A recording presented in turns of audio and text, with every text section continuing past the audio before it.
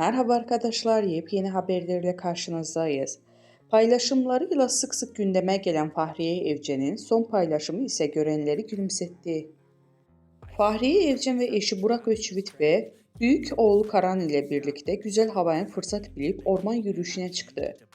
Güzel oyuncu o anları paylaşımında bulunmayı ihmal etmedi. Fahriye Evcen ve Burak Özçivit aşk pozları paylaştı. Takipçilerinden güzel yorum alan Fahriye Evcen "çok mutluyum" ifadelerini kullandı. Evcen'in sürpriz sonlu ifadeye yer verdiği videoda eşi Burak Özçivit'in oğlu Karan'ın bisikletine bindiği görüntülendi.